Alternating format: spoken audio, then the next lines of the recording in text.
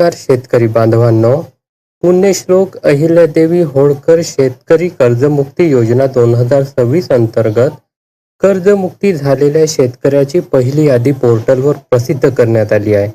आजच्या या व्हिडिओमध्ये आपण योजनेसाठी आवश्यक असलेली ई-केवायसी ऑनलाईन कशी पूर्ण करायची याची संपूर्ण आणि सोपी प्रक्रिया स्टेप बाय स्टेप पाहणार आहोत.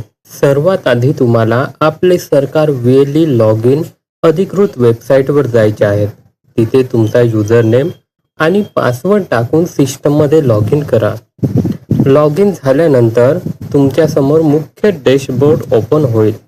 डॅशबोर्डवर आल्यावर पेज थोडे खाली स्क्रॉल करा. तिथे तुम्हाला पुण्यश्लोक अहिल्यादेवी होळकर शेतकरी कर्जमुक्ती योजना हा पर्याय दिसेल. त्यावर क्लिक करा. पुढील पेजवर आधार ऑथेंटिकेशन ऑफ लोन अकाउंटचा ऑप्शन मिळेल. इथे माहिती शोधण्यासाठी 2 पर्याय उपलब्ध आहेत. पहिला विशिष्ट क्रमांक आणि दुसरा आधार क्रमांक. यापैकी कोणत्याही एका पर्यायाचा वापर करून तुम्ही शेतकऱ्याची माहिती शोधू शकतात. उदाहरणार्थ आपण इथे आधार क्रमांक निवडून माहिती सर्च करत आहोत. आधार क्रमांक टाकून सर्च या बटनावर क्लिक करा. स्क्रीनवर संबंधित शेतकऱ्याच्या कर्जाची संपूर्ण माहिती दिसेल. तिथे तुम्हाला Aadhaar number accessible as show in the loan account असा प्रश्न विचारेल.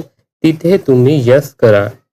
खाली शेतकऱ्याचा विशिष्ट क्रमांक आणि फार्मर ID, शेतकऱ्याचे नाव, बँकेचे नाव, खाते क्रमांक आणि कर्जाची रक्कम दिसेल. ही सर्व माहिती अचूक आहे की नाही याची नीट खात्री करा. माहिती बरोबर असल्यास दिलेल्या चेक बॉक्सवर टिक करा आणि पुढे जा.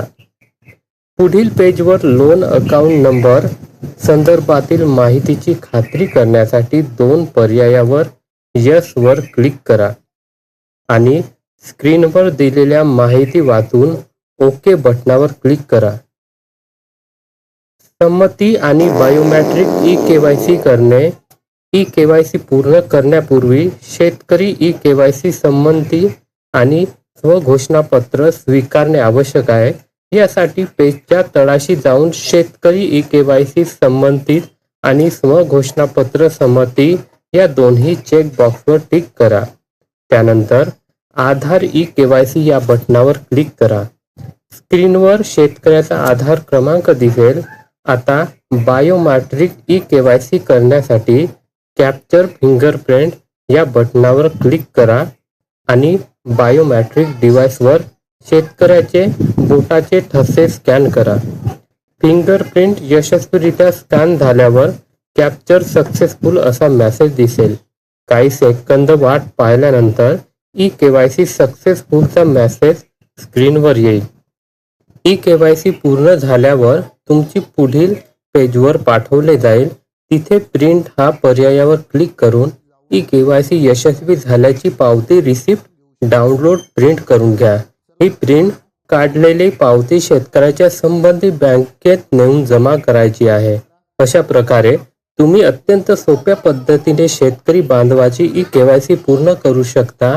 अशाच नवनवीन आणि उपयुक्त माहितीसाठी आमच्या AB भांडेकर चॅनलला नक्की लाईक करा, शेअर करा आणि सबस्क्राईब करा. धन्यवाद.